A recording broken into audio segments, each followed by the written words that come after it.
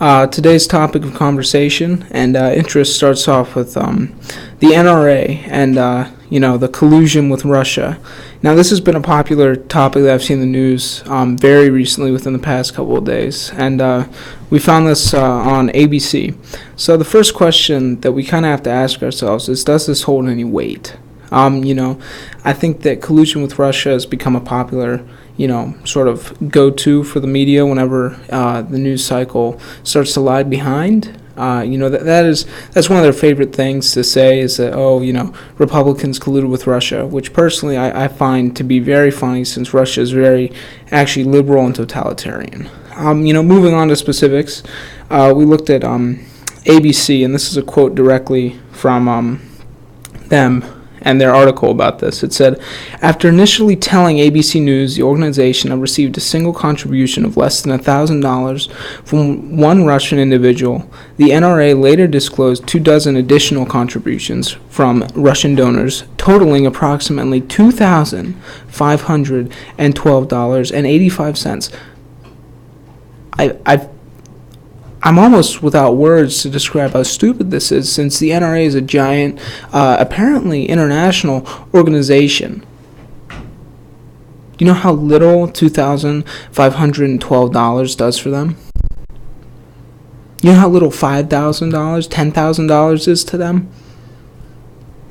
So I find it funny that this is one of their biggest pieces of evidence, is that they lied about, the amount of money coming out of Russia when it's so small. That even when they found out, it's $2,512. It's hilarious. I think we also need to go and sort of, look at gun culture in Russia as, compared to the United States. And so, of course, we can look at gun culture in Russia, and it's actually much similar, much, closer to moderate liberal ideas of what gun control should be in the in the U.S. So we see major restrictions on firearms that are allowed in Russia. Firearms, who can get a firearm, like very heavy restrictions on that. They also have a federal registry. Now, this is very important because this is one of the NRA's key pushbacks is against a federal registry. They don't want it. And so since Russia has it, there would be no reason to collude with Russia when the views and the ideals and the goals are so different from each other. And so, again, as I said, this is much closer to the Democratic stance on gun control than it is the Republicans and, of course, the NRA's. Because the NRA almost 99% of the time sides with the freedom to bear arms. Russia obviously doesn't. In fact, the only similarity that we were able to find between the two is that Russia allows for self-defense.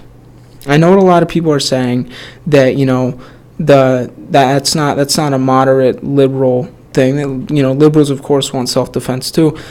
I disagree. Anyone that wants to take away all guns does not value self-defense in the same way that Republicans, conservatives, and the NRA do. Comment below. I do. This is a key issue that I think is very important to discuss. Especially, in recent lights, as we're seeing that the NRA is now being tied to Russia. I would not be surprised if we see Fox News tied to Russia very soon, and different conservative organizations. Moving on to our most prevalent topic of interest would be, of course, this is a top news story right now. It's the McCabe talking about Rosenstein in 60 Minutes, and of course Trump. And so, I don't know how many of you have seen this in the news cycle or even just saw it on 60 Minutes, but we're going to dive deep into this. So, a big topic was that Rosenstein talked to Comey after Comey had been fired. And, of course, everyone knows that Rosenstein was one of the ones that wrote the memo that was the reason that Donald Trump fired Comey. And this is funny because of course on CBS not CBS just reported this. Excuse me. Scott Pelley kind of phrased this question, which is very misleading to someone that doesn't know the background of Rosenstein and the memo. And so, I'll quote Scott Pelley here directly in saying that Rosenstein had been the one who wrote the memo that got Comey fired, and now he wants to reach out and ask for advice.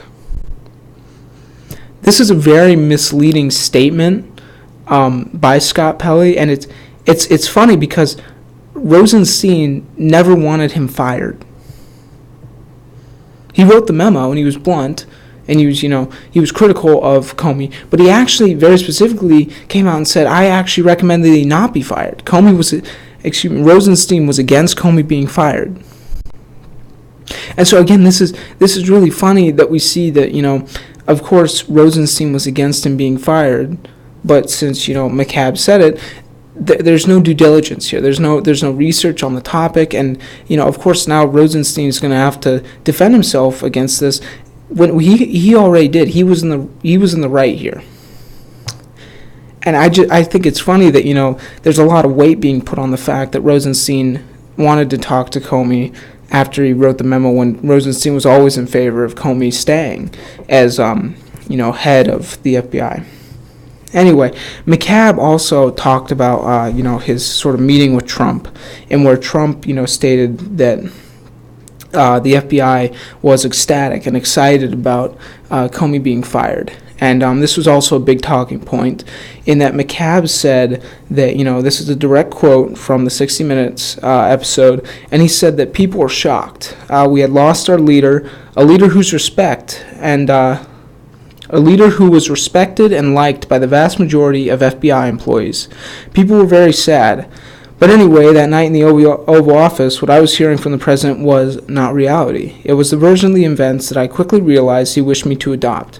As he went on talking about how happy people in the FBI were, he said to me, I hear that you were part of the resistance. And then it goes on to say how the resistance that Trump was, of course, referring to was people in support of Comey. Now, this stuck out to me because what McCabe didn't say, or what should have been said and what should have been understood, is that instead of saying that Trump was lying and that Trump's version was necessarily wrong, both of these were analytical. So there was no real evidence put forward. So, I'm not saying that Trump's a great person. I'm not saying that Trump very well could have fabricated that. In fact, I believe it is. But to pin two analytical, testimonies against each other and to say, well, clearly, one is more, true than the other, it's not fair to either party. And to give McCabe the benefit of the doubt, sure, but to say that Donald Trump was Donald Trump was not referring to reality, I mean, that's a very that's a straightforward statement. That's not even trying to give Donald Trump some of the benefit of the doubt. And again, I think that when you have analytical data, especially when you're trying to pin two statements against each other, that we do have to remain fair to both parties. And with I know that it was another big topic is that he said, I heard that you were part of the resistance. Yeah, okay. He said that. I don't think that's a point of contention. I think that Donald Trump might have said it like that, but I wouldn't say that was a very controversial thing to say. I think that might have been a figure of speech or something that was just said. But again, when you take analytical evidence like this and pin it against each other, you get things like this that you can skew how it was said and what the meaning was, and I think that this is evidence of that. And then just to close out this sort of this episode, I want to finish on something that's a little bit funny. So I went on CNN, and one of their top stories that was kind of featured on the homepage was CNN Top 47 Outrageous Trump Quotes. And, of course, I'm a big fan of outrageous Trump quotes. In fact, I think a lot of what he says is funny and outrageous. But I went through, and a number of them are not very outrageous. In fact, a number of them are backed up by evidence that you can find by a simple Google search, which is exactly what we did. So, number 4, one of the first ones that you see, especially if you're just scanning through the pages, we look at other economies, they're doing terribly, and we're doing phenomenally. And this was the outrageous statement that CNN wanted everyone that read this article to believe was completely and totally outrageous. And it kind of boiled down, that they even said it. It says, other economies, bad. Our economy, good. Like, this was some outrageous statement. Our economy is great. Our economy is the best in the world by far. So, we pulled this up. The United States has the best economy in the world. In fact, it has over $19 trillion in nominal GDP. And for those of you that don't know, that's just GDP adjusted for different factors such as inflation and different things. And so it also included that China, the second biggest economy in the world, has $12.01 trillion. And remember, we have over $19 trillion in nominal GDP. So again, which economy is better? I don't know. It's kind of tough to say. I would go with the U.S. since, again, 19 trillion, 12.01 trillion in nominal GDP from China.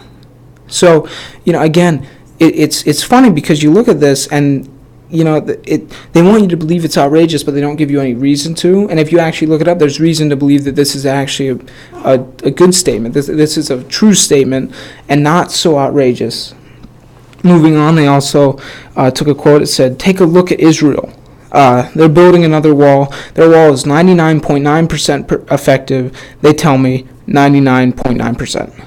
So, again, I think that, if they were to look at the actual percentage, I don't know if that's true. I actually didn't fact check it, but here's why. It's because their problem is that they said their rebuttal to this was that the border wall between Israel and Egypt is 150 miles long, and the U.S. border with Mexico is 2,000 miles long. And then they said, apples, please meet oranges.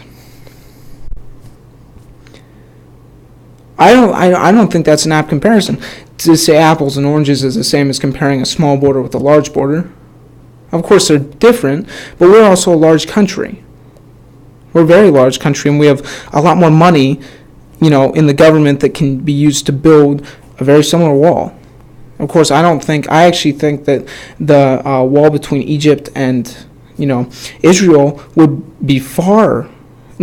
have to be far better to keep people out than our wall on Mexico, because, of course, countries around Israel, if you look at history, aren't necessarily the most peaceful. So it's not that you'd be getting, a ton of refugees trying to cross. It would probably be defending, I don't know, you would defend against refugees, but you'd probably be trying to also keep out, invading armies might be one. So again, if you look at the actual facts and the situation, they're not the same, but they're not so dissimilar that you can call it apples and oranges. What Donald Trump said was an apt comparison. It was a comparison between one nation that has a wall that is very effective and has helped them keep out enemies and illegal immigrants. And you have us, where we wouldn't even have to worry about the enemy part. Because, as far as I can tell, Mexico has no intention of invading the U.S. during Donald Trump's presidency. But we do want to keep out illegal immigrants. So, to say that this is such a crazy comparison is disingenuous on CNN's part. Moving on to the last quote, which I thought was funny considering CNN's relationship with President Obama, would be their last quote from Donald Trump. There's rarely been a problem. They sign it, no one cares. I guess they weren't very exciting, but no one cares. Now, this was referring to his statement and his declaration of a national emergency concerning the wall. Now, if you want to argue that, that this isn't a national emergency, let's argue that. But when CNN argues, bear with me, this is a direct quote from this article. The issue here is not whether Trump can declare a national emergency at the border, in parentheses it says he can, exclamation point, but whether it qualifies as an actual national emergency. If it doesn't, it set a huge precedent for the executive branch to seize power from the legislative branch. Here is what I find so funny, is that if you remember, President Obama actually bypassed their legislative branch when he passed DACA. Something that CNN actually applauded. and had no problem with at the time. So if you look at the differences between, CNN's reaction to President Obama and CNN's reaction to President Trump, and their reasoning is completely and totally hypocritical, and it's selective. So when you look at one president and you give a reason for why, he shouldn't be doing this, that's one thing. But when you totally, disregard that reason at the previous president because, you support his policies and his, his politics, you can't, it's disingenuous to do it. It's disingenuous to, say that you're, it's disingenuous to call it news, really, because, if this was news, then they'd be doing it for everyone, and they're not. There's not equal coverage, and it's not equal, they're not holding everyone to the same standard. And again, I find CNN to be so funny because they are hypocritical. I encourage anyone out there to take a look and just go through and look at the differences between CNN now and their, reasoning for why they dislike President Trump, and CNN earlier during the Obama administration and why they liked Obama. Anyway, I'm Henry Deschain. I'm here with Truth Stands Alone, and of course, I would encourage everyone here to like the video, subscribe below, and please comment. Tell us what we did right, tell us what we did wrong, and we'll see you in the next video.